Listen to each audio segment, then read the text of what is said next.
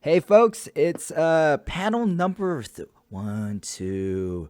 Wait, channel number three today, but by far probably the most information packed panel there is. This is using pro wrestling to unlock your inner performer.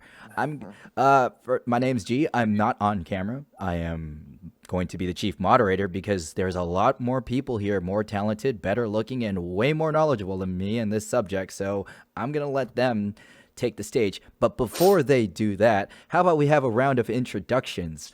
We'll start ahead with the top left corner. Donovan Troi, please tell everybody who you are. Well, hello there, CWF Universe. I'm the voice Donovan Troi. Some of you may remember me as the special guest ring announcer for Cosplay Wrestling Federation events, both Fanime and Sac Anime. I am also a professional wrestling manager, ring announcer, and wrestling personality in Northern California. However, I have also done events in Southern California, Nevada, Arizona, and Texas. I am going to be celebrating 10 years of bringing entertainment throughout California and beyond. I'm really privileged and honored to be here tonight, right here, right now, on Discord and Twitch, to use some amazing character development information. I think it's very important because for those of you watching right now, and we're just expecting a bunch of cosplayers, yes, you got that in spades, but we actually have legitimate wrestling knowledge coming to you today. Okay, moving along in board game rules clockwise, we have Rachel in the top right corner. Rachel, I know you've been introducing yourself a lot on the streams, but we got a lot of new people here, so let's start from square one. Okie dokie. My name is Rachel, aka Rachel Guts, aka Pikachu Libre, aka Heather Mason, aka a whole lot of other people. I've been with the Cosplay Wrestling Federation since the second ALA show, which is so many years ago, I just don't even want to think about it. I feel old. And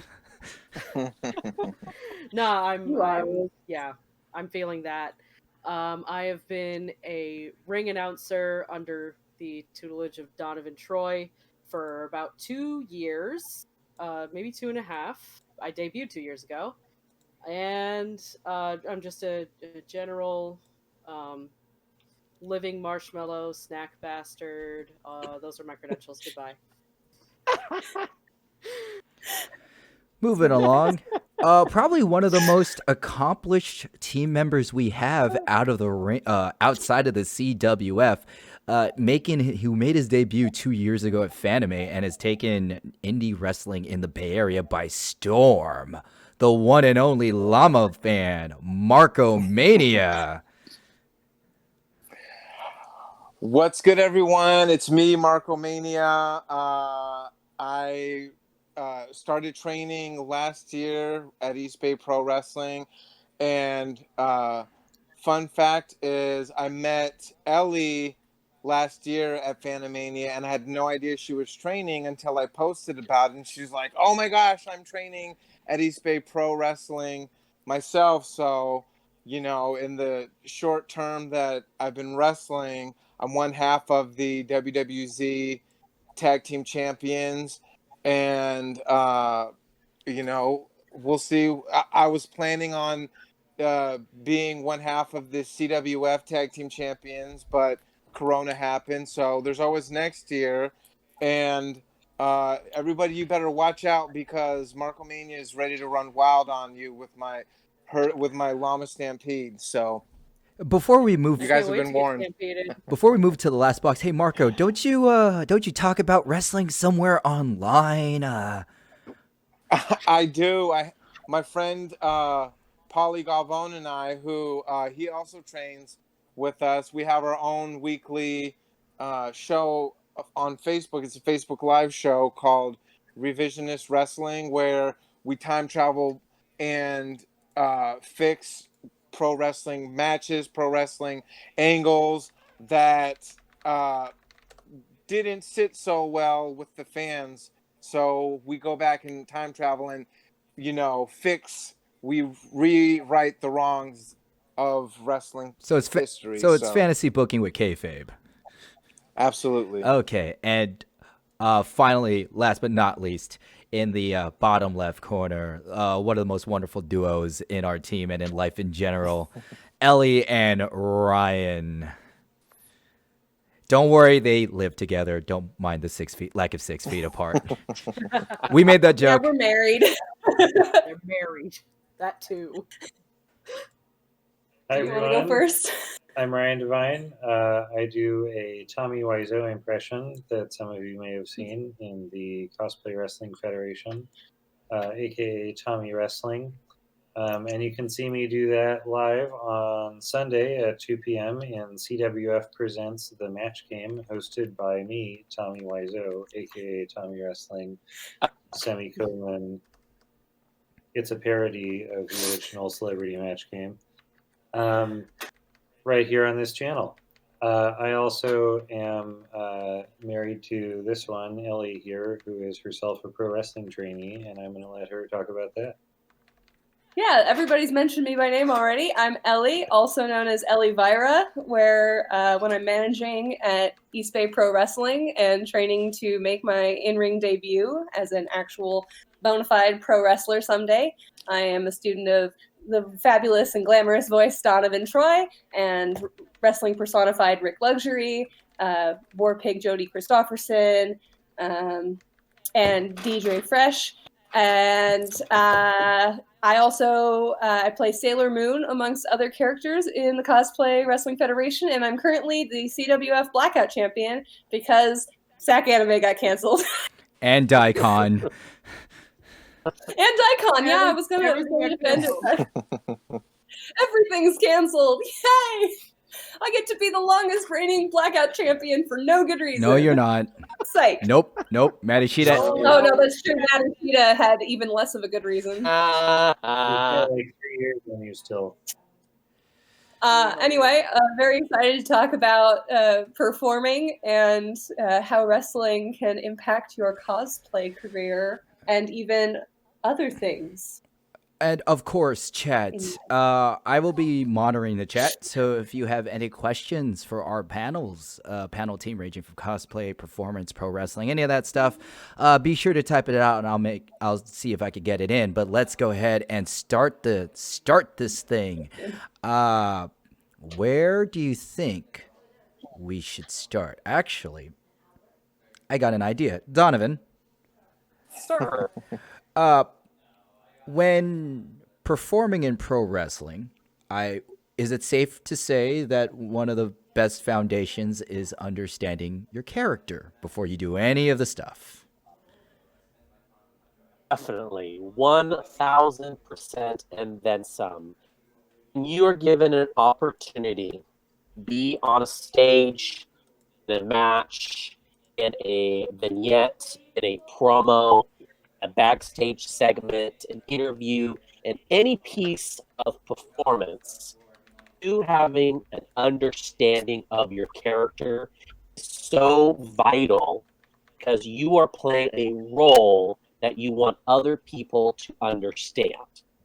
If you are going to be the bad guy, the heel, or the good guy, the baby face, you would want to establish that somewhere, somehow, with either your attire, body language, facial expressions, things you say, the things you do, be able to emulate that to the viewers either in a live audience or on the interwebs or in any medium that this is being presented. You're going to want your audience to know, understand where is this character coming from. And one of the very important pieces of a character development is figuring out what character you want to be. How do you want that character to look like? How do you want that character to sound like? And how can you use your own energy, your own charisma, your own understanding of yourself, make that character come to life? Yes, I definitely would say before you get your fancy attire, gear and cosplay pieces. Figure out what character do you want to become, and what do you need to do to make that character come to life.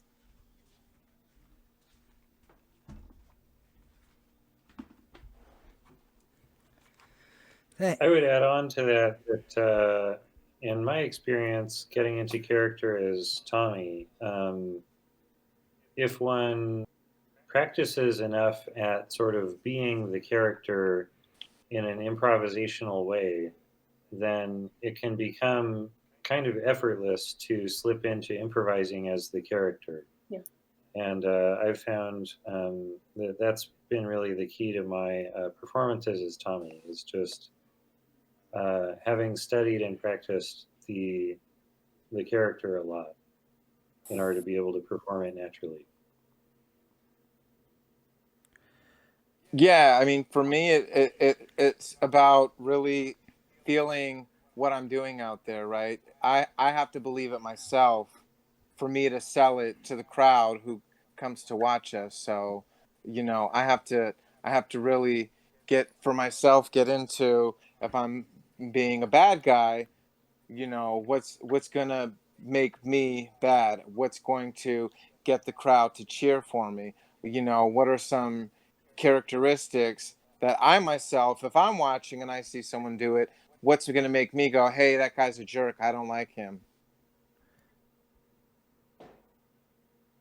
If I may jump in, I think what's most compelling in a wrestling character when you're creating one is authenticity.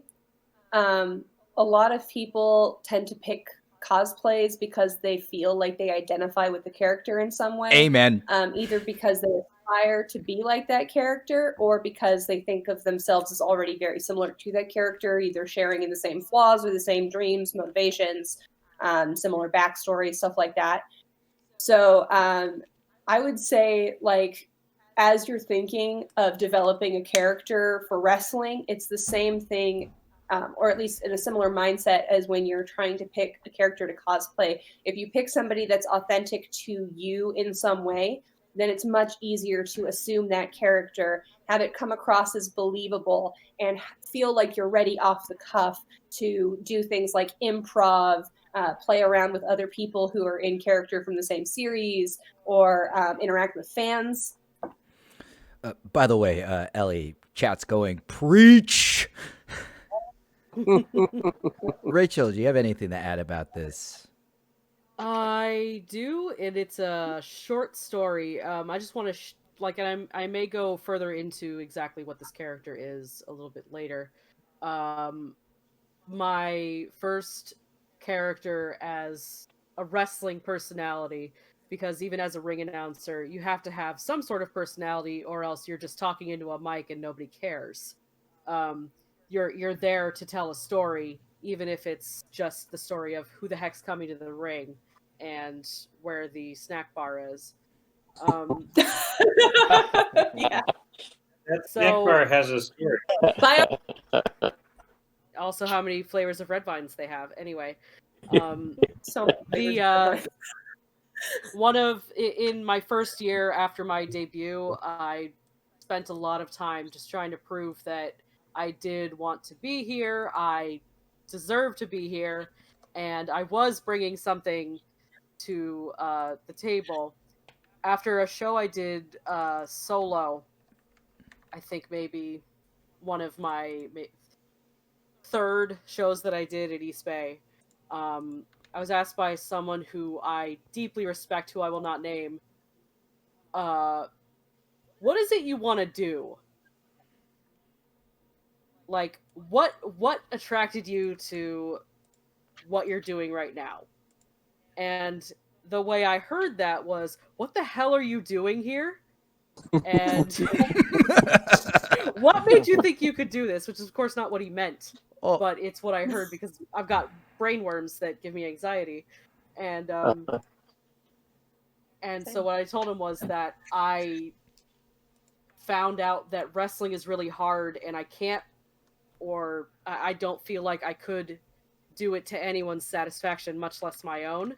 So rather than half-assing a thing, that I may not be very good at, I still want to participate in such a it's such a unique and malleable medium, wrestling, and I just love so much about it that I wanted to be involved.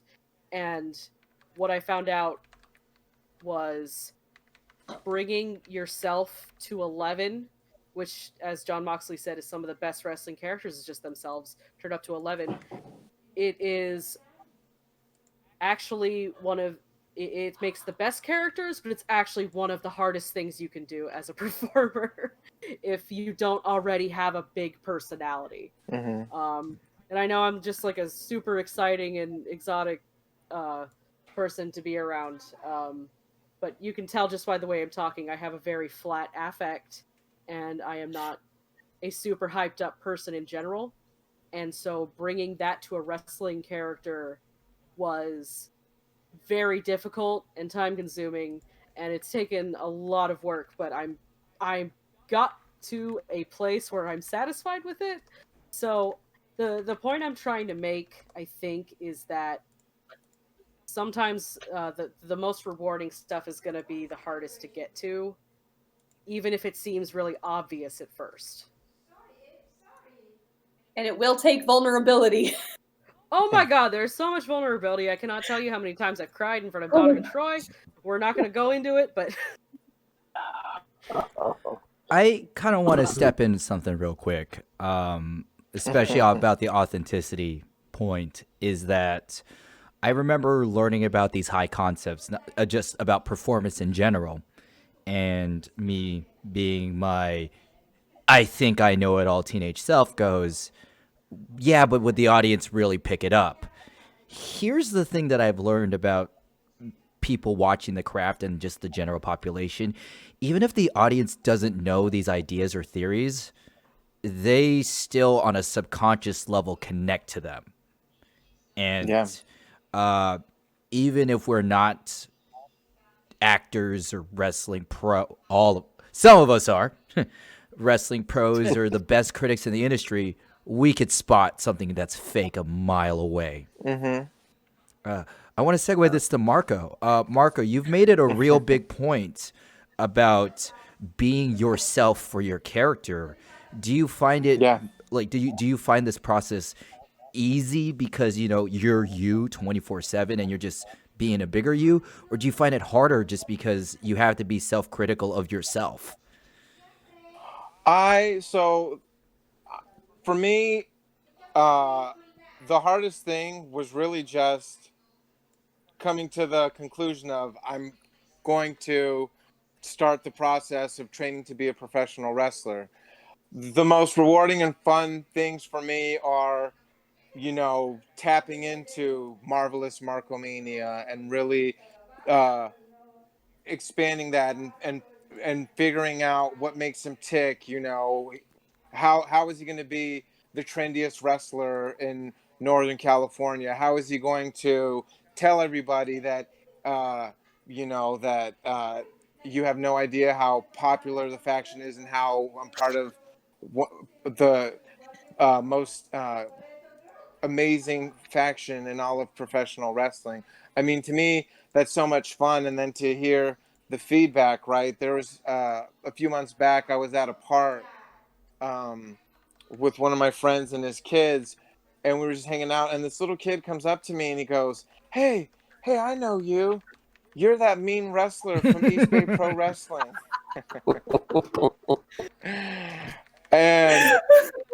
And I was like, "Yeah, you remember me?" He goes, "Yeah, you're really mean, but your manager's even meaner." I go, "I know, he is." Donovan. That would be me. Bad. So that, to me, that was just like, okay, it's working, right? These fans are running up to me at a park telling me how mean we are. So that, to me, that's part of the most fun, is really expanding on your character and building it and having fun with it, right? Because we're all performers, and that's the fun, is performing and having it be well received by the fans and even your peers too. Hey, wow, that was riveting. I like how most of the chat's been like preach, world building, so true, notes.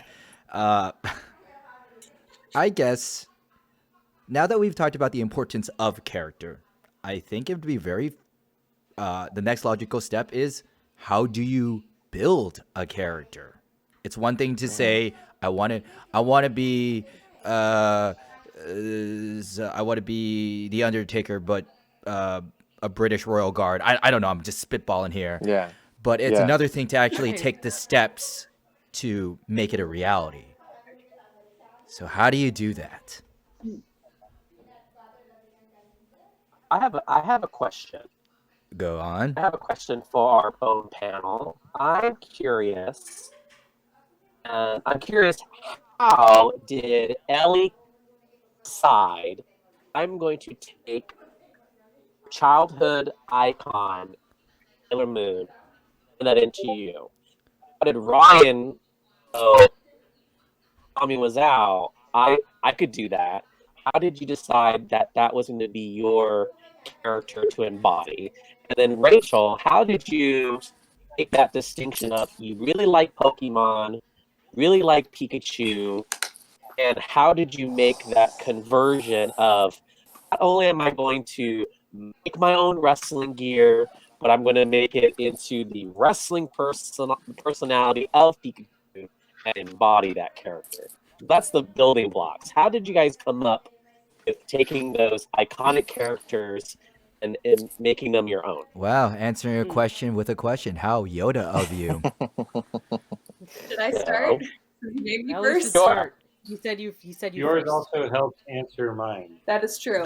So I grew up watching Sailor Moon. I was obsessed with Sailor Moon. I wouldn't say that the titular character was my favorite, but our birthdays are 2 days away from each other. We're cancers. We're both very sensitive, and I never liked that about myself. I was the crybaby and the weakling.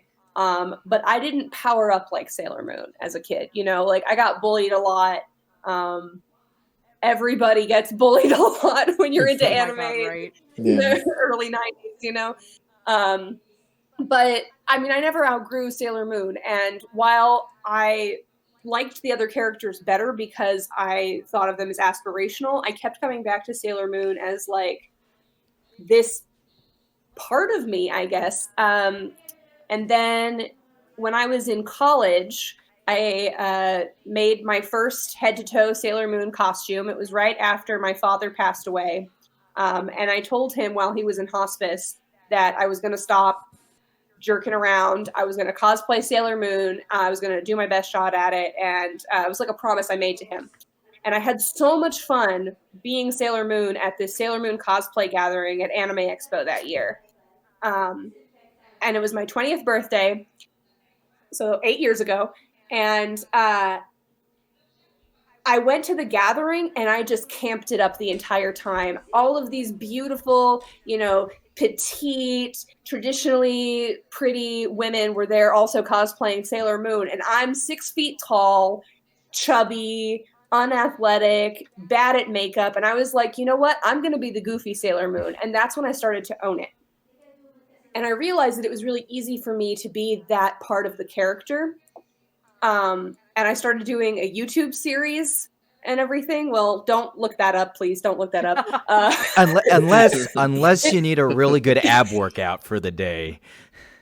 It has not aged well. I did an episode about planking. It's really dated. Like, don't watch it. Oh, I was being facetious with the ab workout. Whoops. Anyway, it was okay. It was a good freshman attempt, a freshman effort, if you will. Oh no, but Rocket Boss Giovanni says he remembers it. Oh my God. Busted. Yeah, you would remember it. Oh no. We were seeing each other at cons constantly around then. Anyway, so like fast forward years later, I've decided I'm not going to pursue cosplaying and masquerades anymore because to me, I'd been trying to make myself happy by receiving accolades as a cosplayer. I wanted everyone to want my photo. I wanted everyone to praise me and my craftsmanship. And I wanted awards, and I wanted cosplay fame and notoriety. And that was just not working for me. Like, it was an unattainable goal. It was unrealistic, and it wasn't making me happy. So I thought, okay, I'm going to focus on the performance, which is what I'm having the most fun with. And I heard about Cosplay Wrestling Federation because Robbie, who is our Giovanni and Moomin writer, And just he knows flipped life. everybody. And Rachel, who I had also been friends with previous to joining CWF, they were both talking about Fanimania 5. And so I watched the previous Sac Anime show, and I was so immediately inspired. I was like, oh, it's like insult comedy, but with cosplay.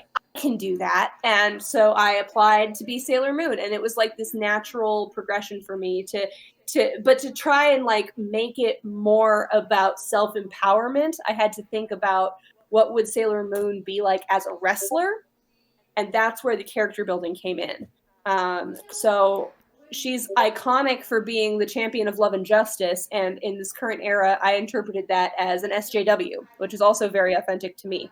So I took Sailor Moon and what's good about her, and then I took the things that I like about myself, namely my sense of justice and my sense of humor, and that was how I became CWF Sailor Moon. And that was a really long rant. I'm very sorry. You took us on a journey, Well, girl. that's sort of No, yeah, that's Origin answered the story. question. It's great. Or- It's great. that helps set up my story Yeah. because the story of how I decided to become Tommy Wrestling is that after watching Ellie perform as Sailor Moon at Fanimania 2 years ago, it sort of hit me how fun this was, and that I really needed to be part of it. Yeah. And so in the next few days,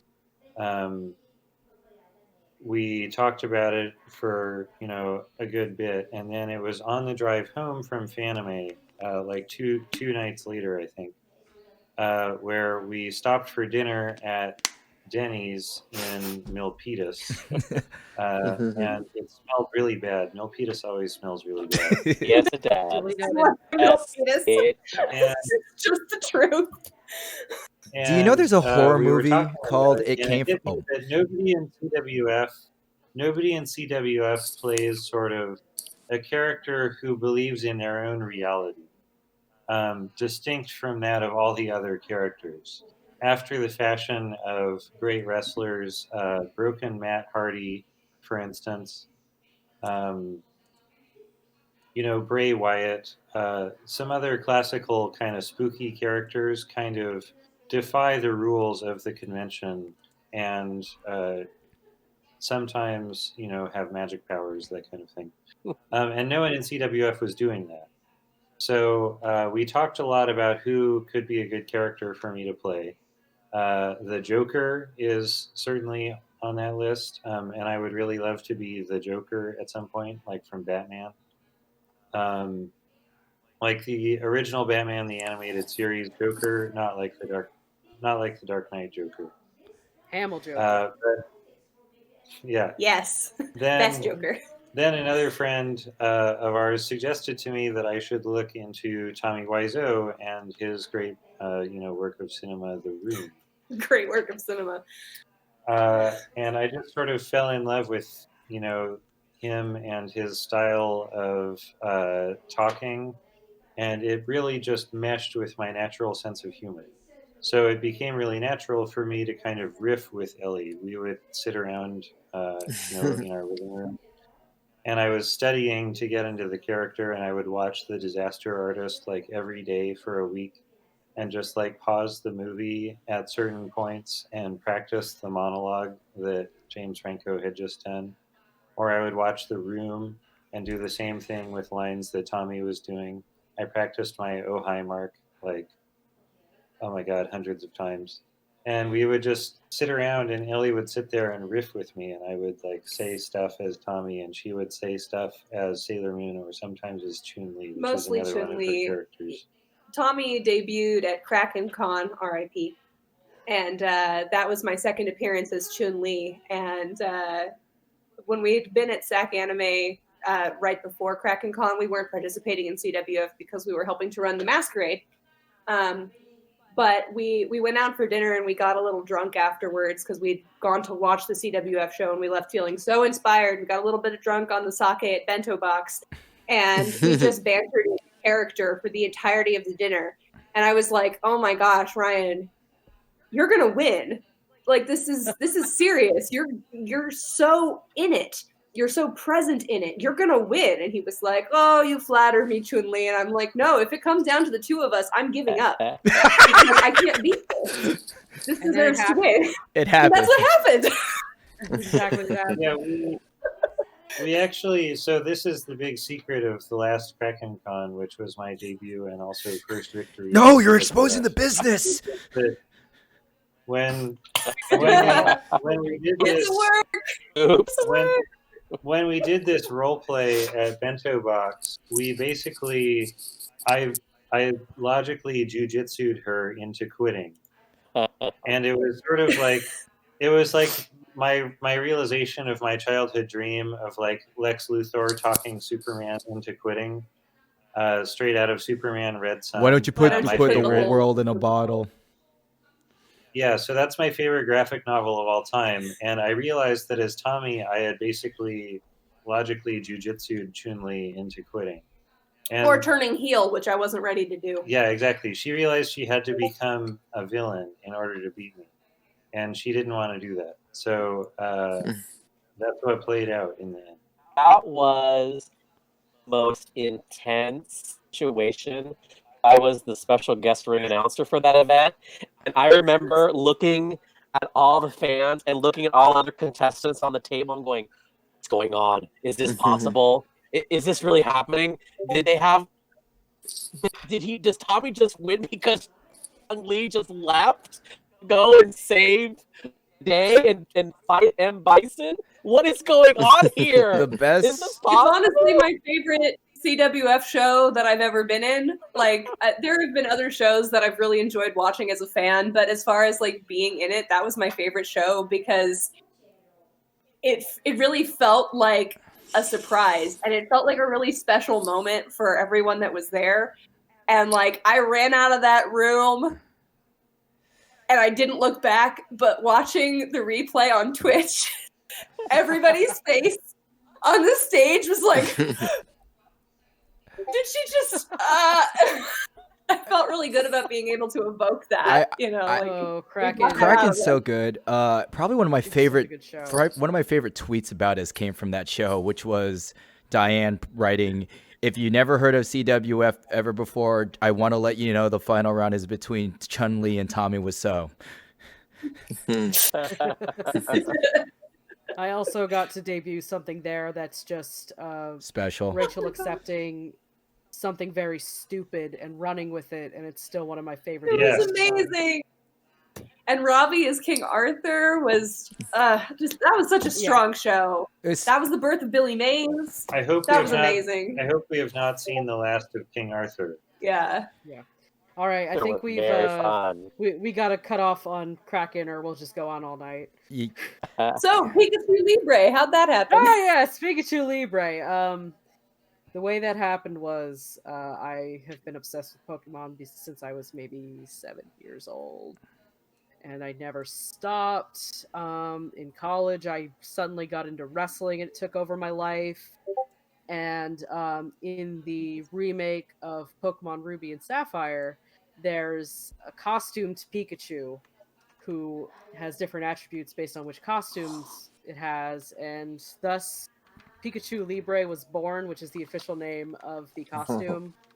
And I thought, this thing rules, I'm so happy. And once I got into CWF, I was sort of my first character was Heather Mason, and it was kind of working in that I was just cribbing John Moxley's bit.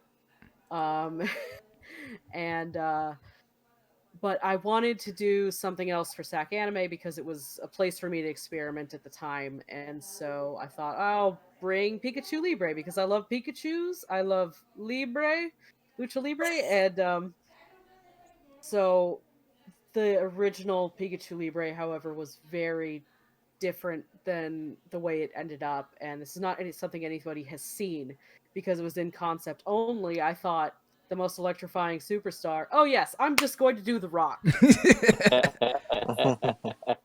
And I want you all to imagine what that would have been like and realize, wow, Rachel, you really thought that would work? And I would respond to that, no, I never thought that would work, and yet I wrote it down anyway. So Wow. I ended up talking to G, as one does when they are stuck in a character, and Hi, what I said I'm almost was, everybody's secret it's- weapon. yeah, pretty much. True.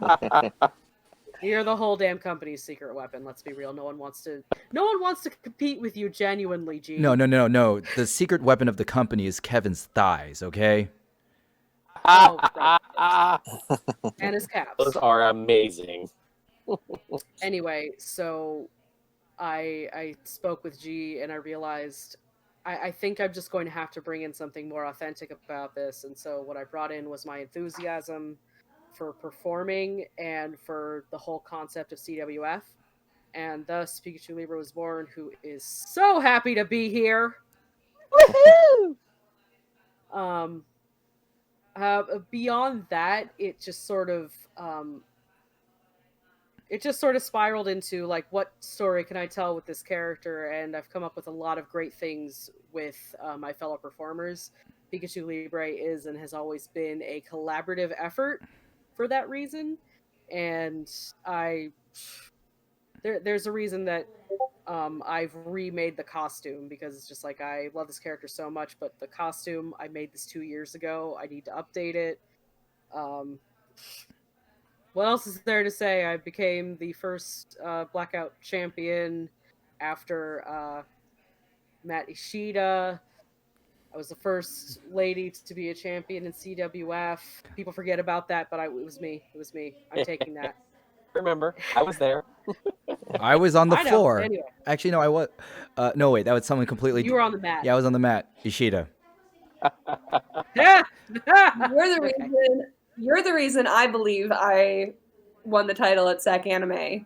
Also, you got beat up, and I was like, "Oh!" and it gave me some like real energy. It's a word, authenticity again. You know, like I was authentically shocked by what happened, and was like, "What would Sailor Moon do if her friend was attacked?" And then I did that.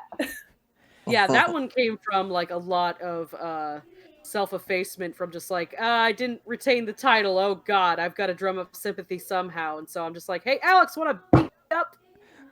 And then she did. Before I move to the next he point, did. especially this would be a great one for both Donovan and Marco, I want to real quick put some glue back to the general thesis of this. Cosplayers, the knowledge that we're bestowing upon you today is very similar. The selection of your character, how you merge your personality with the character's personality, diving into your character's headspace and your headspace to bring it out, using physicality, understanding where your characters come from and where you want your character to take to, and not only that, identifying why you like the character. This is all going to bring out the performance of your cosplay. Even if you don't talk, the sheer fact of just posing for a photo, that's a performance. And the more you love yourself and you love what you're doing, the better you're going to bring it out. But Amen. Absolutely. let's go on to a very, very important detail. We actually talked about this in the Character 101 panel, and I want to extrapolate it here, since this is a wrestling panel, and that's physicality and movement. Because we know that a wrestler does most of their storytelling through movement. So, Very much so. Marco, can you tell the chat what the term ring psychology means? So ring psychology is really, you're getting the story of the match over, right? What's going on, what's your character thinking, what's happening in the match, selling that story, and really putting over what's going on and what your character's about and what your opponents, and just that that combat between the two, right? And so that's one of the things that I always in class that I always ask about is, how can we how can my ring psychology be better? How can I throw um uh, you know uh, for my character, what kind of like cheap heat would really be effective for the type of heel that I am to really put over a certain spot in the match, or a really good cheap cutoff that is unique, and I can make it even more unique with myself, with my specific uh mannerisms that I like to use. So that's for me. That's without ring psychology, it's just a bunch of it's not entertaining for me. To those to bring it down to the casual person. That's a Yeah. textbook. Ring psychology is basically thinking of the choreography of the match that best suits the character. Mm-hmm. To give an example for those who don't know wrestling, Marco's a much bigger than me, right? So if we were to have a wrestling match, okay, in a crazy alternative universe, if we were to have a It would wrestling be match, funny as hell. if we were to have a wrestling match, an example of bad ring psychology would be I open up the match with me, the much smaller person, Yeah. landing a power bomb on Marco. Yeah. That's bad psychology because it Yeah. does. Oh, no good. It's no good. I mean, well, first off, you don't start off with a big move, but mainly, like, why would I, the tiny guy, use a move that requires a lot of strength on a really big person? It's that believability factor, right? Correct. Are the fans going to buy into it? Are they going to believe it? And then, and then the other hand is like, why would this really big guy let himself get picked up by this little guy? Why? Yeah. But I bring up ring psychology because I want to talk about physicality. And we probably have our most physical actors here. So, how do you use movement to shape a character?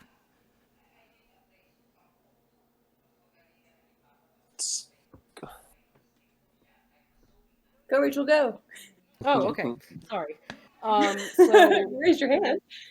yes, I know, but like I heard a noise and I'm just like, oh, someone else is talking. I think that was a So- sneeze. Oh, okay, fair enough. I'm gonna move my camera just a little bit. Um, where it all begins is posture. And the way that I normally get into character is that I would just do normal things as that character. Like, how would this person walk? How would they uh, go order a sandwich? All that sort of thing. The best way to do physicality is just practicing in the mirror, which most people have mirrors. I will say that. Where am I going with this? You'll see. Um, We're going on a I see it in journey. the mirror. if possible, just stand in front of your mirror and think about your character. Have a video or a photo, and just decide like how can I best match their character in a way that's natural and makes sense in reality. And this can be a little bit more difficult, especially if you're cosplaying just an absolutely over the top anime or video game character where they do all sorts of crazy stuff you couldn't do in reality. But it's possible to embody that in ways that are realistic. So, just to give an example, because I have so many different characters, I'm going to show you the way that my different characters would sit on this call. So, for example, Pikachu Libre is very happy, bubbly, very happy to be here. She usually has her hands like this. My back is super arched, which you can't see, but you can probably tell just from the way that I'm speaking. My But shoulders just to put a are- counterpoint, Rachel feels it, and that's what's important. Yeah, exactly. The point is to feel it, even if they can't see every single thing that you're doing. It's important that you feel it. So, like this is Pikachu Libre as my secretary, ring announcer character Rachel Guts. I've got my clipboard. Even if I didn't have my clipboard, I've got my shoulders back. I've got my chin up because I am ready to take notes. Heather Mason, by comparison, is apathetic about damn near everything except for breaking shit. So hopefully I'm allowed to swear. I'm getting Mason into is. character. No, our channel's marked 18 plus. You're okay. Good. Okay. Yeah. I just wanted to make sure. I wasn't sure about this panel in particular. Heather Mason. If this was at real has Damn Fanime, animal. if this was real Fanime, I would have glared at you. Yeah, absolutely. Damn animal. Can't keep you on track. Heather Mason has probably the worst posture known to man. So I'm back here, my arms like this. I don't really care about what's going on or the proceedings, and I'm barely looking at the camera. And then there's Ebony Darkness Dimensional Raven Way, who I just need to my space angle. You can't actually see anything. You can see my messy ass room is what you can see, but she's really tired. She's over this, and she does not want to be here. So she's not really paying attention. She's also slouched forward and half-lidded eyes, probably from just the sadness of existing. Anyway, so that's my point, is posture, and please ignore all the shit on the floor. I like to pivot on this subject and talk about glamorous and fabulous enterprise. Oh, wow. Yeah. Because I think you have too much content there, sir. I know, but it's also a great way to get you talking about your experiences with physicality. Because both of your promos, you're just pure balls of energy. Oh man. I will be completely transparent and tell you I think there's some type of alien embodying my body when I become these characters, because I don't. Sometimes I surprise myself when these characters come to life. I'm like, oh, did I say that? Did I do that? Wow. I've been acting since I was 3.5. My very first performance was a monkey in the Noah's Ark, and I was not originally cast as a monkey. I was originally cast as an ensemble animal, as a giraffe. And I did not want to be a giraffe because the giraffe just stood in the background and did nothing. I wanted to be the monkey because the monkey had lines. The monkey had different pieces to the play. So I, at 3.5, told my drama director that I wanted to be a monkey. And the drama director said, little Billy is already the monkey. And he is in rehearsing to be the monkey. I said, but I'm going to be a better monkey. And the drama director said, okay, well, let's audition. Let's see if you have what it takes to be the monkey. And I nailed my audition, and I took little Billy's spot, and I became the monkey. Heel. Suck it, Billy. At 3.5. So what you're saying is already little Billy had a as spot hell. in Noah's Ark Rumble, and then Donovan took their number. Snatched it. Or Excuse me did. for a So second. I'm going to plug this computer in. No problem. before it. So at 3.5, I already knew I was going to be dramatic and a problem child. And I think my mother did too. Fast forward 31 years from that experience, Glamorous and Fabulous Enterprises is truly running wild at Pacheco Square Garden. Yes. Where we are Cannot we cannot be stopped. Not only are we the tag team champions at WWZ, but we also have the heavyweight title at EBPW Pro. We also won several awards for 2019 year-end awards, and we are #1 hottest, trendiest faction ever graced Pacheco Square Garden. Fact. True. In order to really elevate character to be what Glamorous and Fabulous Enterprises have become, we've become the main event table. So we originally started as like very lower tier on the show. We'd lose all the time. We would always get cut off. Didn't have enough momentum because the characters were just seen as lower tier characters. Once we were given the opportunity, the green light, go full-fledged, full force, and making these characters even more larger than life, get more attention, having more time on the microphone, more time, having longer matches, having better opponents, actually having some victories and some creative ways how those victories happen, then the stock relevance of the brand of Glamorous and Fabulous Enterprises increased. Then we started integrating and intertwining with other higher top tier talent, which then made our group more powerful and made us more of a threat. Obviously, as members came and gone, we established ourselves as mean boys or the mean girls of Pacheco Square Garden. And it does require you as a performer to think of ways of how you could be physical. How can you make that character, whichever character that you're playing, in this case, character at this company, I'm like a fashionista.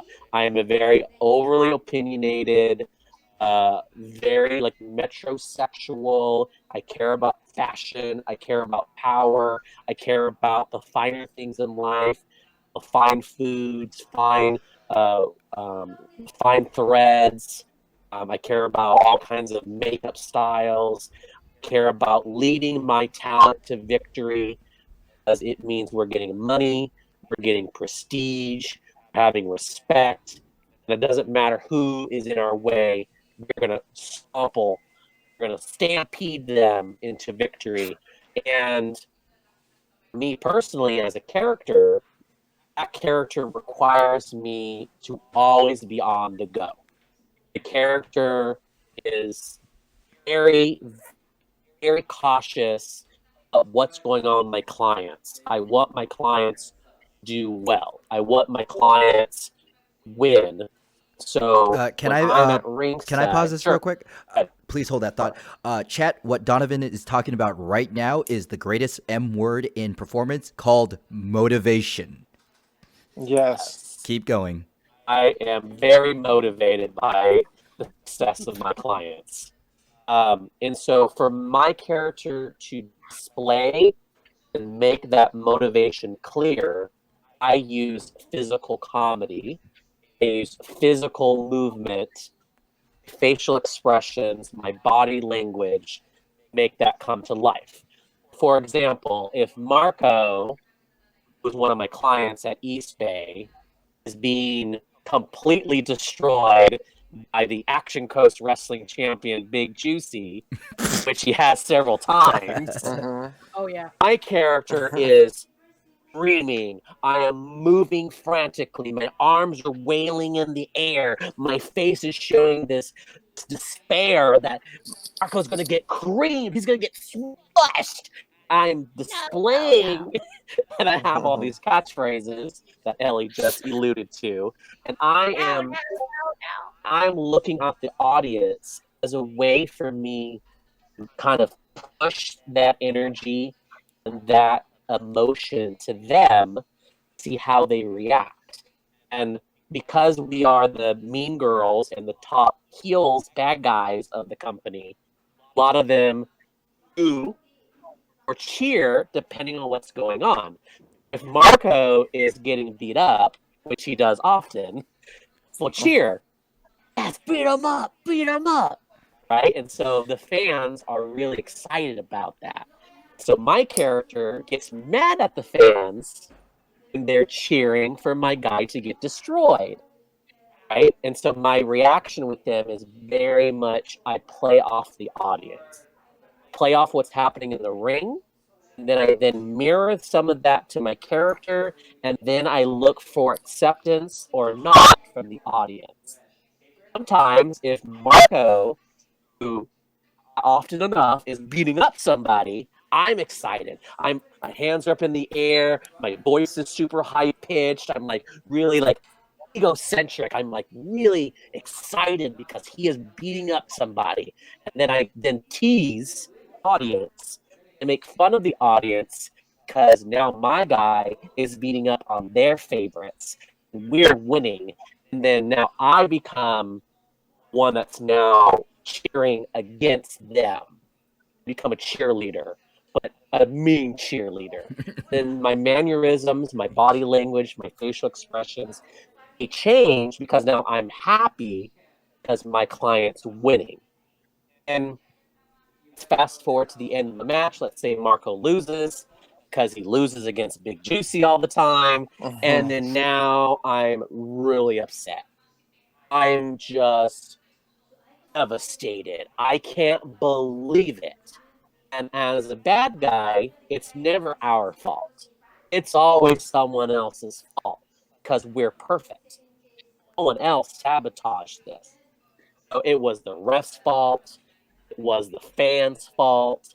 Sometimes it's Wrestler my fault. cheated. Oh, it's definitely your fault, Rachel Guts. Yes. The sun, Always I know. your fault. the sun got in your eye, So, even though you're performing at 9 p.m. indoors.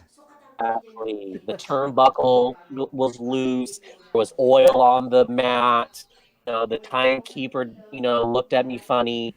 Whatever.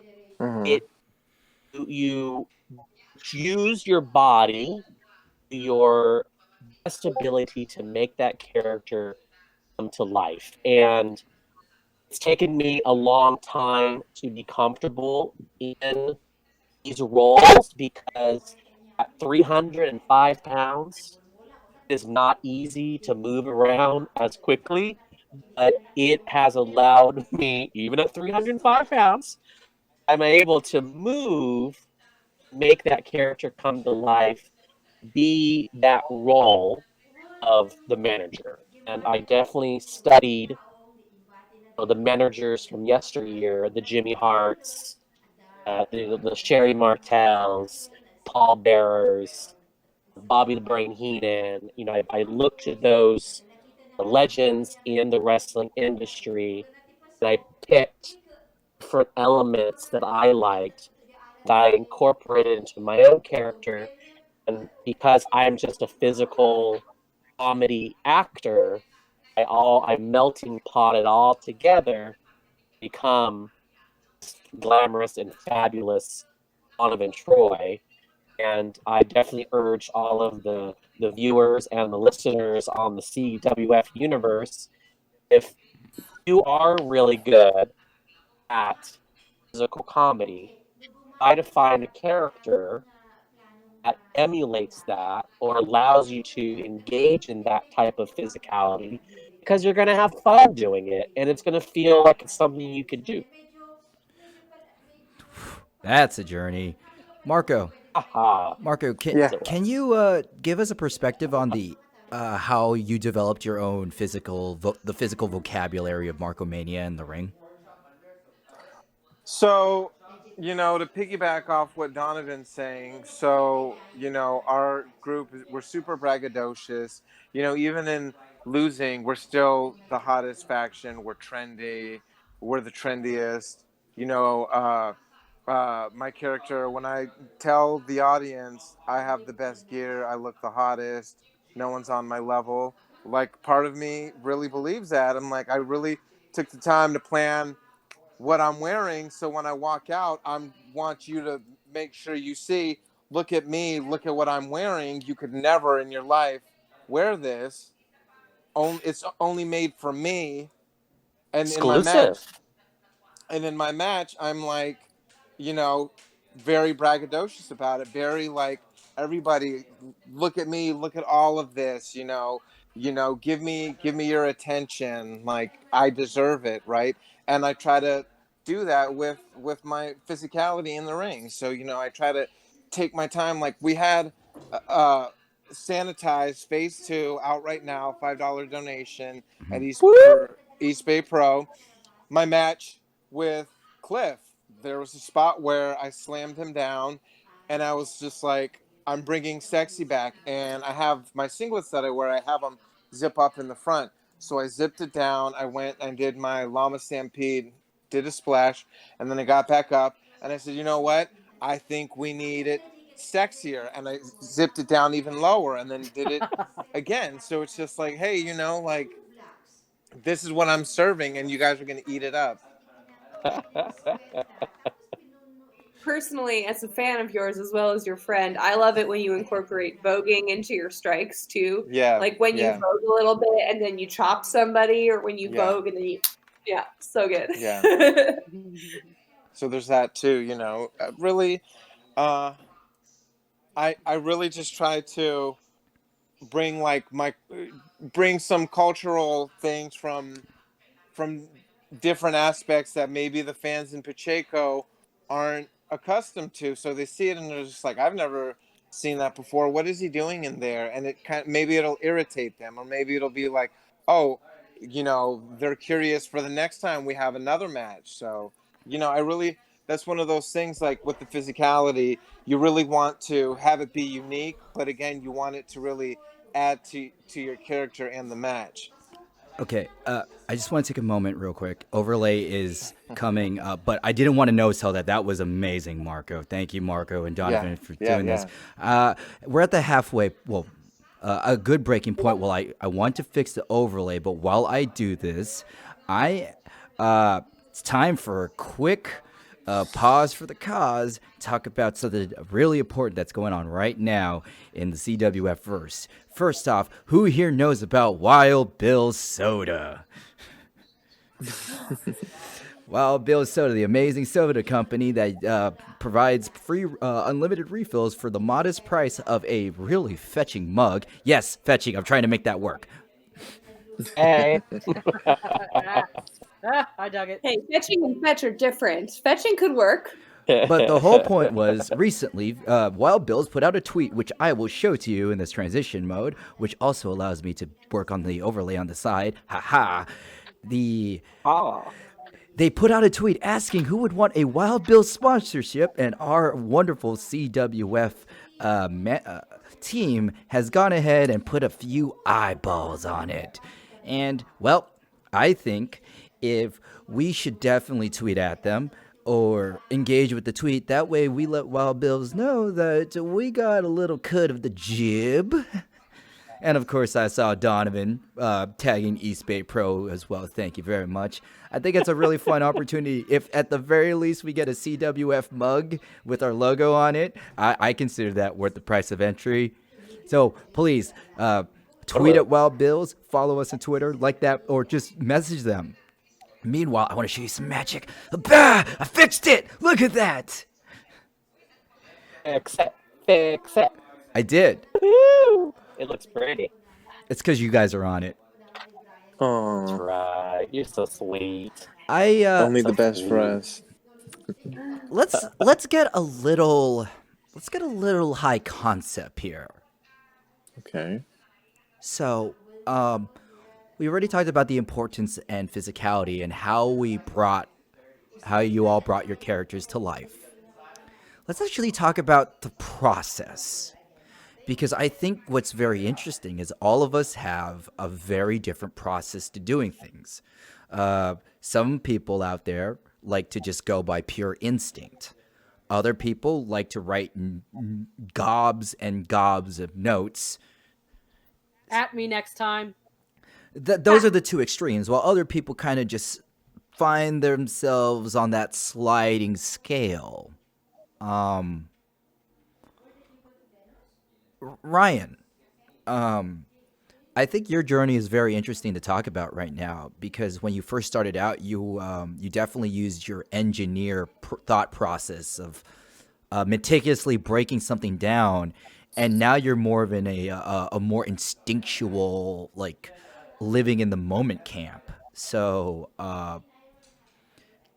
tell me about how these two processes helped you, or like how you found yourself shifting. Perhaps it's because I've broken it down to the level that I understand it as well as I do, that I can do it instinctually now. I don't know. that doesn't seem like those are two different things necessarily. I guess is what I'm trying to say. Go on. Pushback. I like it. But yeah, I tend to analyze things a lot. So I studied a lot of CWF material before I debuted. I watched a lot of old CWF performances. I studied a lot of wrestling promos to think about how to structure my performance. You know, I took note of what was working, what wasn't working. And then all that studying sort of, and then allowed me to like start practicing, so I could practice my speeches and promos. And I practiced a lot with Ellie here. She was really good to bounce lines off of. And yeah, all that practice basically, I think, allowed me to start kind of just doing it more or less without needing to think about it too much. I think your playlist helped a lot too for Tommy. Oh, yeah, that's true. So you guys mentioned physicality earlier. The key to Tommy's physicality is the song "Rhythm of the Night" by, ironically, an artist named Corona. It's true. Is it ironically Corona. or coincidentally? Coincidentally. Both. And so there's a scene in the movie The Disaster Artist where that song comes on and Tommy's in the club and he says to Greg, oh my God, I love this song. I have to dance. And so he like leaves Greg at the bar and he runs off onto the dance floor and he starts dancing as hard as he possibly can. Just like unbelievably energetically. It's out of control. And Greg takes this opportunity to hit on this Anna Kendrick character who's the bartender. Not Anna Kendrick, but Oh, same not difference. Anna Kendrick, sorry. Rachel Brosnan. Rachel Brosnan, who's the bartender. No, it's not her either. It's anyway. This wasn't a real woman from their real, story. They created her for the movie, but it makes for a good moment. And so basically to get warmed up for Tommy, I just have to dance like that. And I have a whole playlist in addition to that song that is sort of good for dancing like that too. The Cher song, Believe, Do You Believe in Life After Love is on there. The Hathaway song, What Is Love, Baby Don't Hurt Me. Some dancey club hits like that. I was about to say your Tommy Was So plug track list also sounds like a good primer on RuPaul Drag Race lip syncs songs. Yes. Yes. So many songs overlap. There's a lot of crossover. The up-tempo ones. There's a lot of crossover. Thanks, Ryan. I really wanted to hear that. Let's see. Don't forget, chat. The ears and eyes of our panelists are open. There's a lot of note taking, but note taking and knowledge, what really helps is question asking and trying to apply that knowledge. We are all here in this virtual room, so feel free to use the opportunity to message us. I think this is a good time to talk about the 10 fingers. Oh boy. Oh boy. 10? Oh boy. That's twice as many as I'm used to. Yes, there's 5 fingers for those who have taken my promo class at East Bay Pro and other locations. Over the quarantine world, I've created 5 more, but they're 5 that the content has been things we've discussed before, but now I'm just putting it on fingers. So this those is of you in the interwebs, take notes. I'd like to put some context here. This is actually one of Donovan's teaching tools when for his pro wrestling. Is it your character or your Promo? Your pro wrestling promo class. So you're actually getting I want to say a sneak peek on actual pro wrestling knowledge here at the Cosplay Wrestling Federation. Yes. So I've had the pleasure of teaching upcoming students and trainees what I'm calling, the art of promo, a promo structure. I believe and again, this is just my perspective of being in the business, the professional wrestling and performing business, how a good promotional video, a vignette should be structured. And again, there's 10 pieces, and you could use them interchangeably. Does not have to go in this specific order. However, I believe a really good, solid promo has these elements involved. And I've taken many seminars throughout California, such names as Matt Stryker, Booker T, Funny Bone, Ryan. So I've taken a lot of the elements from all of those stars and my own background in theater and performance, my own background in pro wrestling, really glue these ideas together. I've come up with an easy way of thinking it is putting it on your fingers. So there's 10. So, number 1, who are you? Who are you? What is your name? What is your moniker? What is your nickname? What makes you you? And how do you introduce yourself to your audience?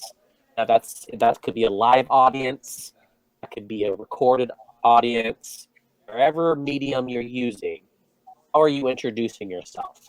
How do you want the audience to recognize and address you? Okay, that's finger number 1.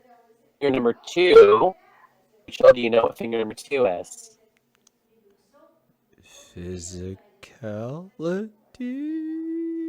I don't know. I'm not. Rachel, number 2. Rachel, what's finger number 2? Ah, shoot. Live pop quiz. I don't quite remember all of the orders necessarily, but why are you here? That's finger 5. That's 5. Oh my That's god. a good I can't... one. What are you doing, right? Yes, Ellie, correct. Ah!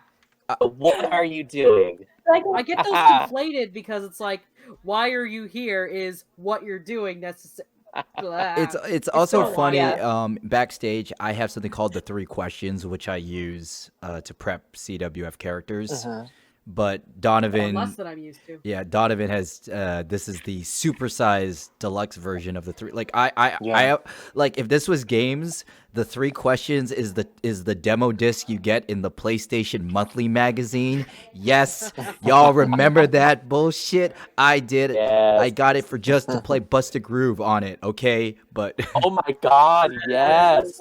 The game was live. I wish I had a PlayStation. Sorry.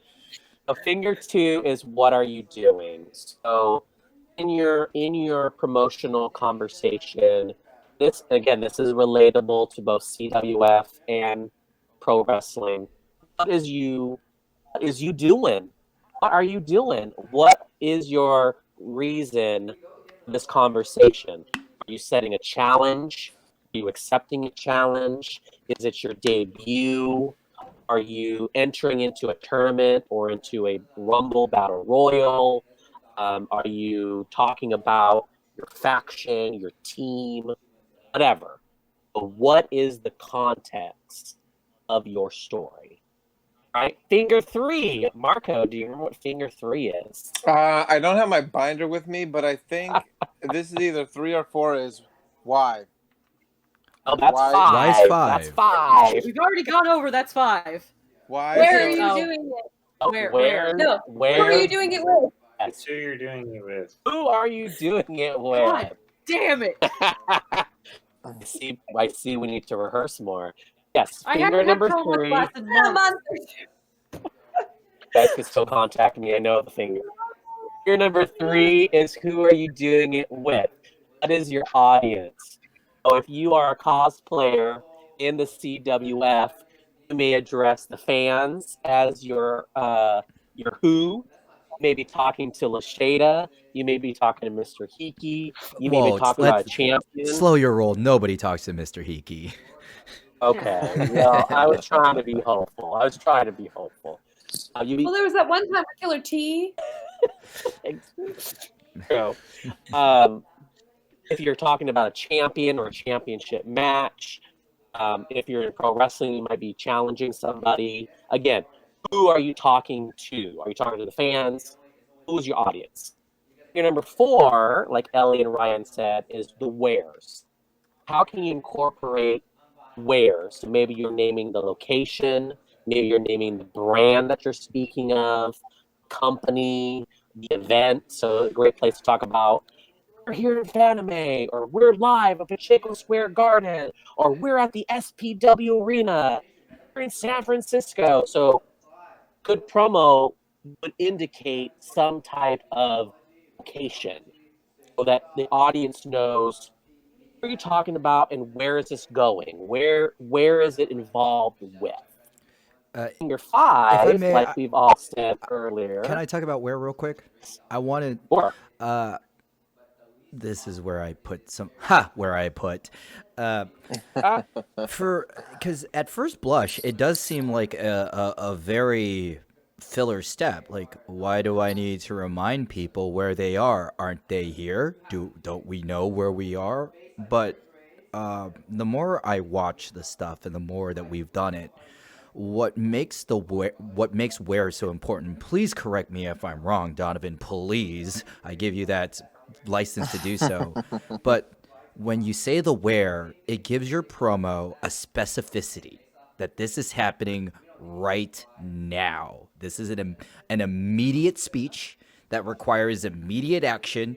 And if it requires immediate action, it requires immediate support from the audience.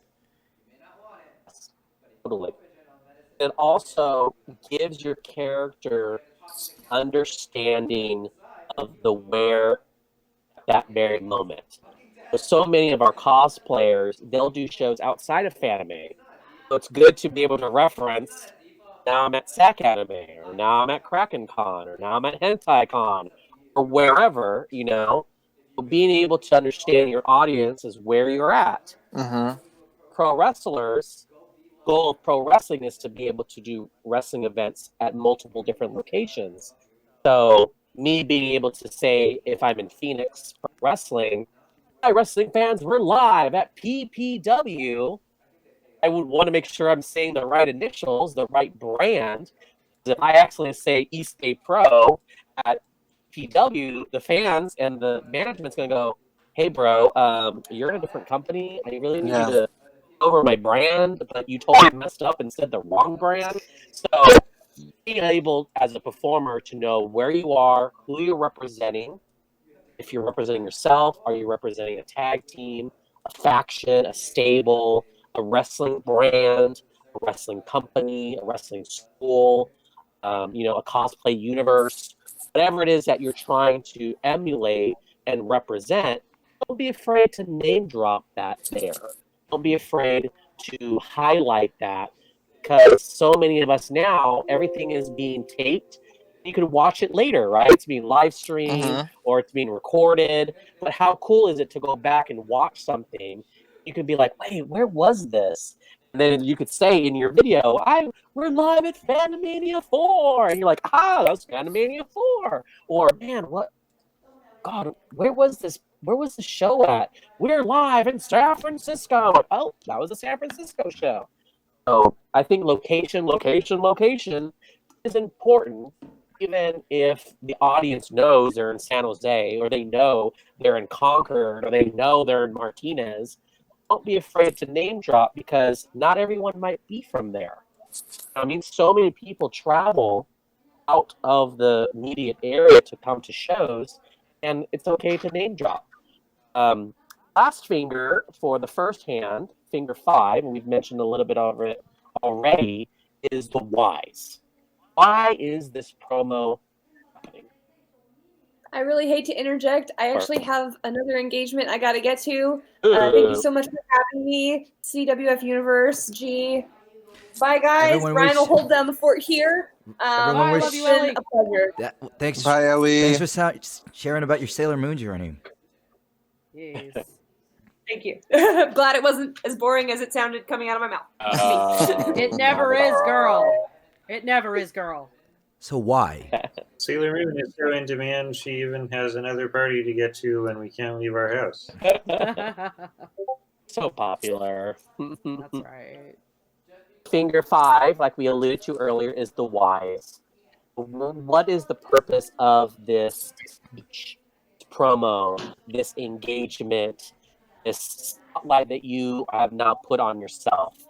At Cosplay Wrestling Federation, a lot of it is trying to convince the audience that you should go on to the next round, or you're trying to convince the champion that you are the worthy competitor, the next contender, and might be the next champion. For pro wrestling, a lot of it could be, here I am, this is who I am, this is my character, and I'm making a statement of some sort. I'm issuing a challenge, or I'm entering this match, or I have problems with this person, and here I am talking about my problems, and let's settle it once and for all. So Finger 5 is a very important, in my estimation, a very important piece to a good promo is, why did you just take the time to do this? Is it clear to your audience why this is happening? Why should it matter to your character? If your character should not have done this promo, then don't do the promo. But if your character should have, give us a reason why the promo's happening. Make your audience invested in it. Give them a reason. Is my ideology. Next 5 fingers are just pieces of structure, of elements of how your promo could be constructed.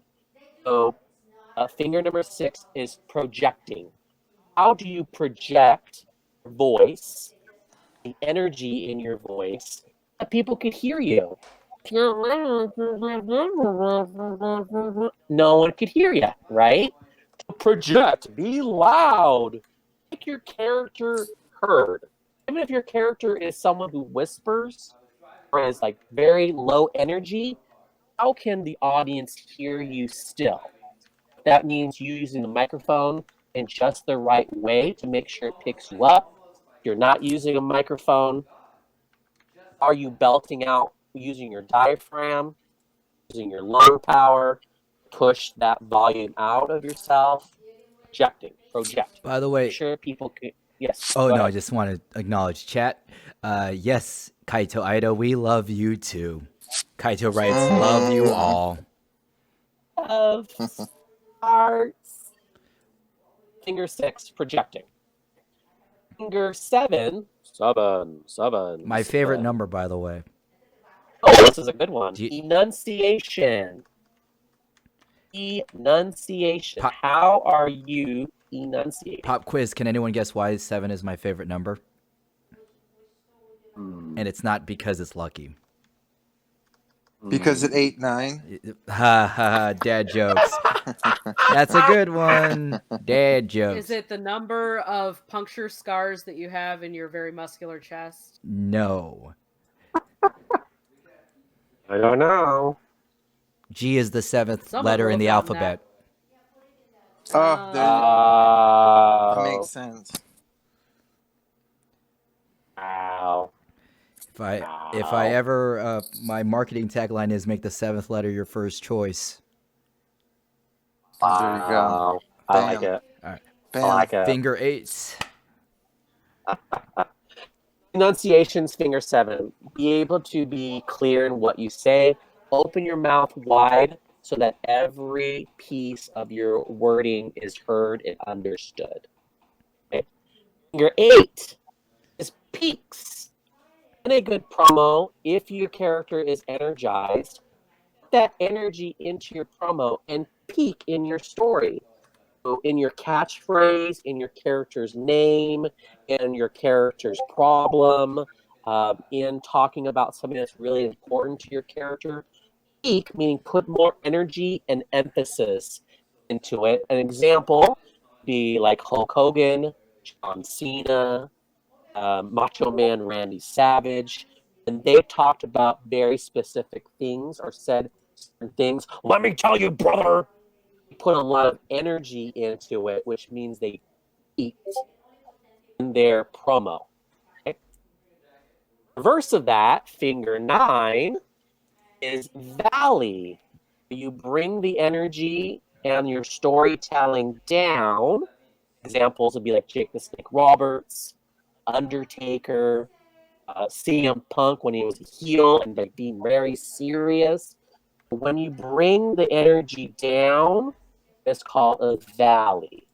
A lot of heels or mysterious characters valley a lot, so don't be afraid to bring the volume down. Very serious in your storytelling. That is a valley. Okay? And the last one, finger 10, character development and energy. Bring your character, bring your energy to this promo. Don't fake it. If you're not feeling it, don't do the promo. If you are serious about this performance, regardless of where it's at, who's it with, do it your best effort. Do it your best job. And in doing that, put your character that you've developed, put your hard energy and heart into, and of course, put that energy behind it. No matter what energy that your character needs to portray, put it on there. Make your character come to life. Those are the 10 fingers. Donovan Bam. Troy's good promo skills. And to help your viewers at home, I've actually taken notes for you. So you could you There you could see go. right here Bam. on the Steam on my notepad. The 5 fingers of a promo are: who are you? What are you doing? Who are you doing it with? Where and why? And then the second hand, which I called the Donovan bonus finger DLC pack, is projection, Maybe enunciation. don't call it that. I like it. What do you mean you don't like it? Projection, I'm not saying I don't like it. projection, enunciation, peaks, valleys, and then the final one, character development and energy. Love it. Thank you. I think that's Does it. anyone have does anyone in the chat have any questions? About Yes, let's go ahead and we'll take a few questions or comments from the chat, and then we'll wrap it up. That way we could get everyone home, because I know that Donovan and I and maybe some other CWF people are going back to the streets of Shibuya. Shabuya. Shabuya. Shabuya. Roll call. Thanks to everybody in the team and all of our supporters. We have smashed our 428 follower goal. So in honor of going past 428 followers, we are playing 428 Shibuya Scramble. This is going to be fun. I made a trailer. All right. All right. But let's any questions from the chat or comments from the gallery, because this is going to be the tail end, I think. I just, while we're waiting for questions, I wanted to bring up something that I brought up at the beginning that we sort of, I thought maybe we'd come back to, but we didn't end up doing. I wanted to bring up the first wrestling character I had, which is Oh, Rachel please Guts, do. the ring announcer. So I had no idea what I was doing, and I was told multiple times, like, we already have Donovan Troi. We do not need another Donovan Troi. He's already there. People want to book, other people if Donovan Troi is not available. We can't have a lesser version of him. So my only recourse was really just to be authentic, because I found that was the most successful part of myself that I could bring to CWF. And my problem is that I have performance anxiety, and I thought, how do I turn performance anxiety into a character that makes no sense? If you're a ring announcer, you're supposed to be big, you're supposed to be selling things, you are supposed to be confident in yourself.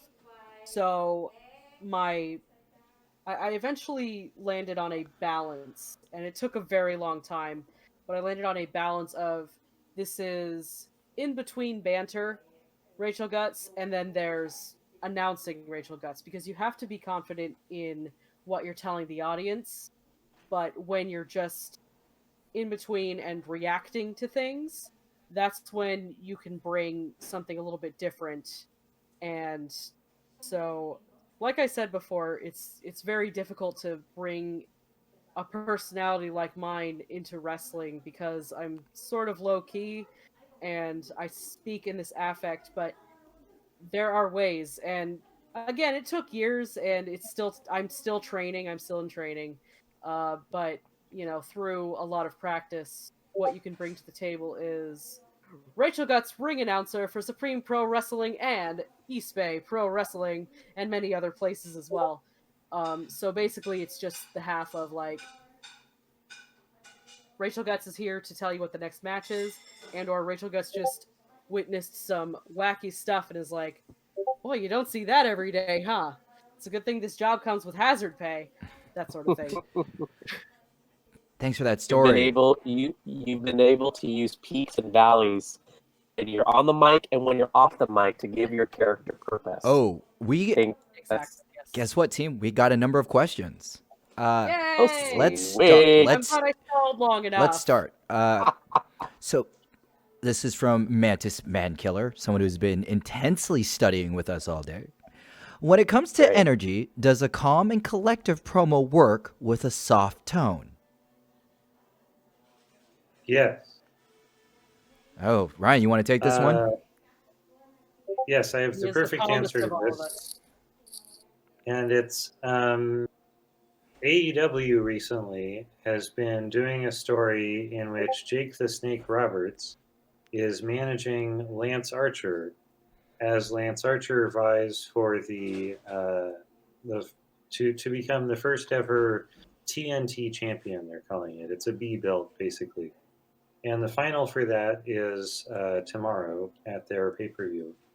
But Jake the Snake Roberts promos in the video packages that they've been doing to promote Lance Archer have been really excellent examples of Valley-based promos, which are delivered with no real tension, no real emphasis, no yelling, no anything, but they're very menacing and very powerful. So I'd encourage. What was the viewer's name? G? Mantis Mankiller. Mantis Mankiller. I'd encourage Mantis Mankiller to seek out some clips on YouTube. I'm sure AEW has posted this stuff of Jake the Snake Roberts' recent promos. Kaito writes, "It's like your grandfather telling a story, and it just works." In response to Jake. Yes. Next question. Oh, Yeah, it's like your grandfather telling a scary story. this is pretty. Now this one's gonna be direct experience. When making a wrestling persona, what's the best types to try first? Faces, heels, jobbers. Those were all question marks for a newbie.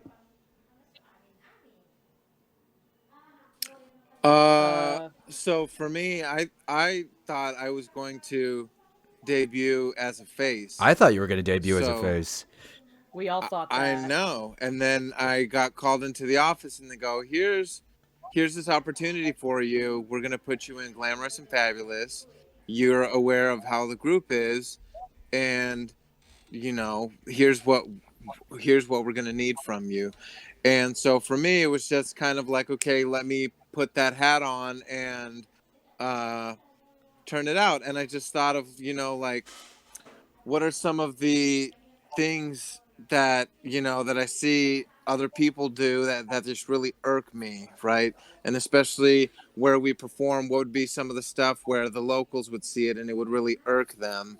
And even some things that I do, I asked people, what are some of the things that I do that annoy you? They told me, and I'm like, cool, let me turn the volume up on that. So I've had very little opportunity to be a face, but I think naturally as a person, I'm likable, depending on who you ask. So it would be more natural for me to be a face, but I think being a heel for me is more fun.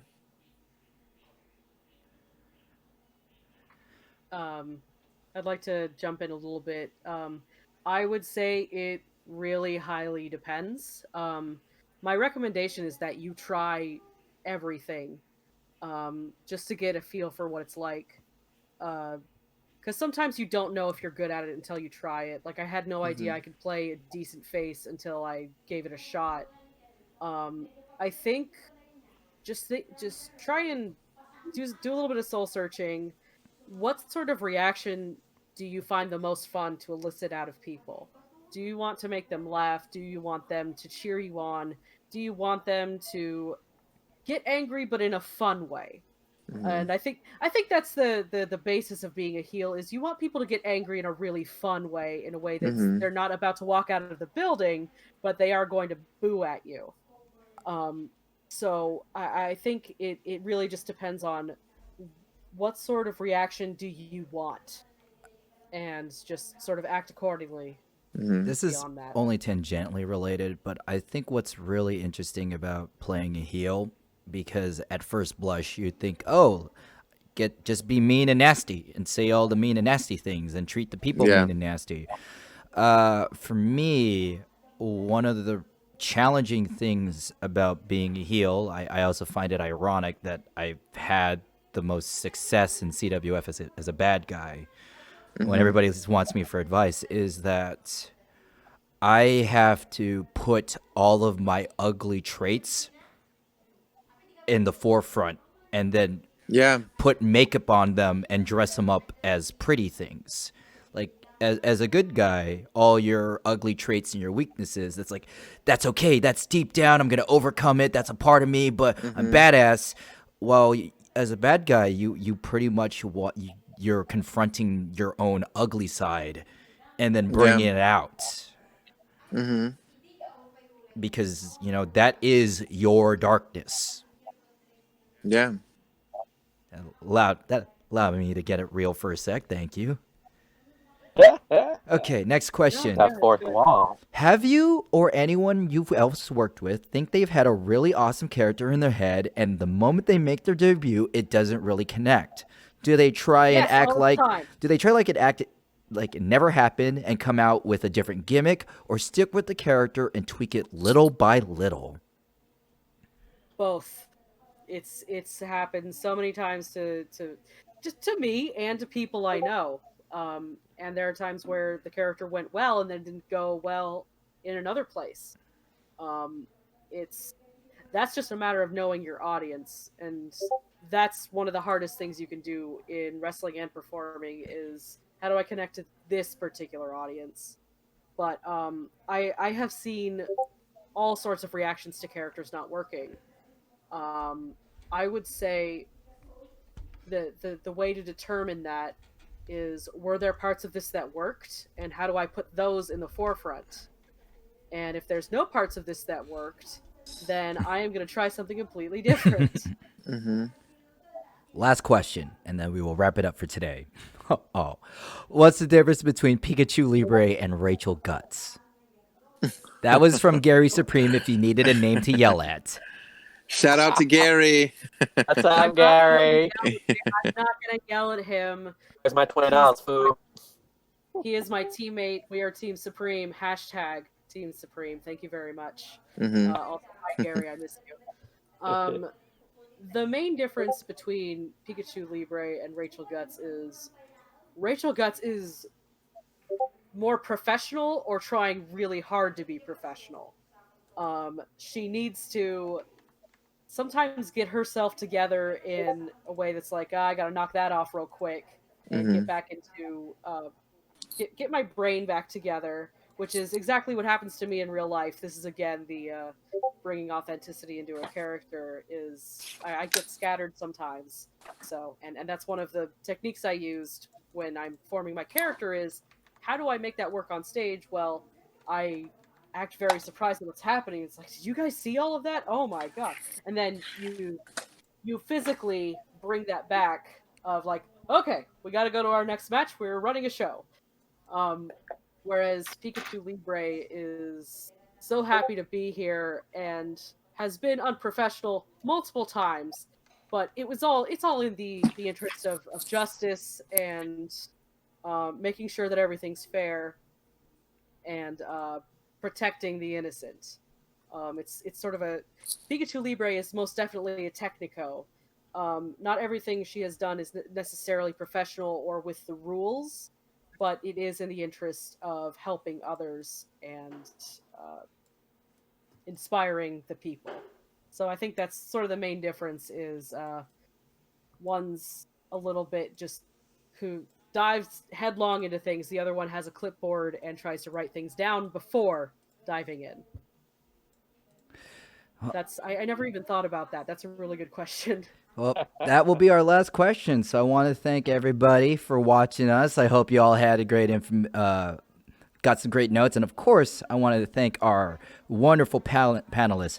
Before you sign off today, why don't you go ahead and tell people what you're doing and what you're doing next and where they can find you.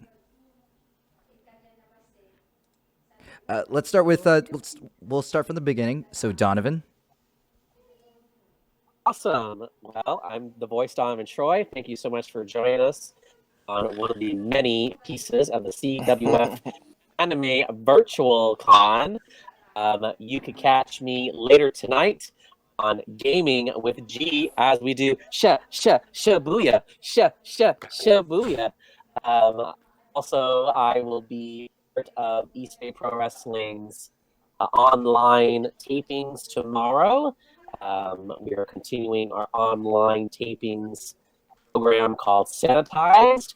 Out episode phase 2 out now. Follow East Bay Pro Wrestling social media on Facebook, Instagram, and Twitter for that special link. If you donate $5 or more, you could see amazing wrestling action, vignettes, promos, and more, including yours truly and Glamorous and Fabulous Enterprises. Please catch that, and you can also catch me, the voice Donovan Troi, Saturday night as the fan Discord. We will be exploring the tabletop game WWW Worldwide Wrestling. Monday at 2 o'clock. Cosplay Wrestling Federation will be having an amazing match game extravaganza. See some of your favorite characters from CWF on that event. And then on Monday, Memorial Day, catch us also on CWF Twitch for our ongoing play of WWW. We have a special pay-per-view. I will be involved there as my D wrestling character named Deep Derek Farrell. That's what I'll be doing. Thank you so much for joining. If you have any questions, definitely shoot them over to the chat room. We'll get them to you. And Rachel, how about you? So I'll be participating in the match game coming up Sunday at what was it, 2 p.m. Clock. Oh, That's right. I remembered one thing. So you can find me online at Rachel_Guts if you are looking to follow my wrestling journey as a ring announcer / bell gal / ring attendant / gopher. I'm also on Instagram at the same handle. I don't update it nearly as much as I should. You can follow Pikachu Libre at Pikachu Libre CWF on Twitter, Heather Mason at Heather Mason CWF on Twitter, and my personal Instagram is Guts Cosplay. That is it. I also participate in Worldwide Wrestling a lot of the time. By the way, Ryan, Mantis Mankiller writes, also, thanks, Ryan. I'll start watching some of Jake's promos. Jake's promos are some of the best in the business. That is like... Oh, yeah. Period. That's on period. Totally. That's not even... Totally. That's not even...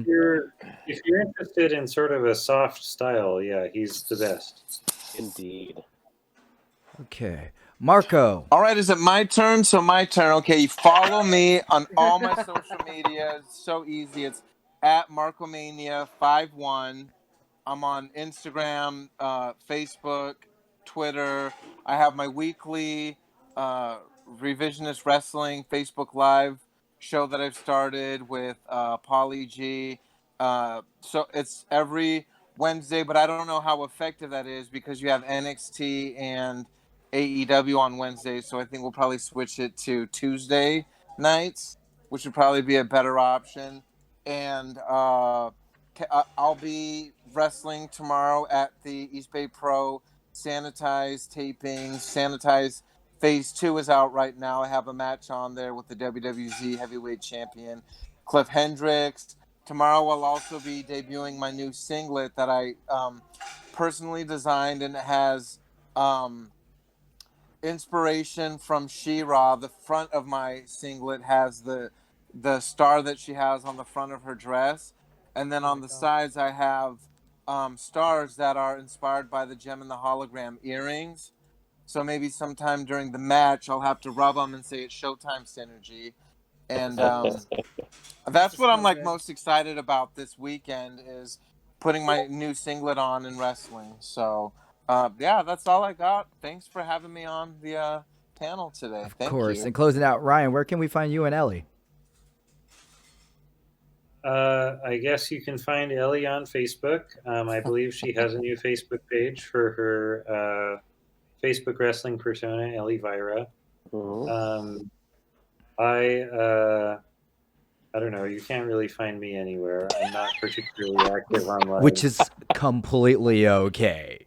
But is there anything Right. But you can find me this Sunday on this very channel at 2 p.m. for CWF Presents The Match Game, hosted by Tommy Wiseau. And I'm the host, Tommy Wiseau. Excellent. Thank you once again.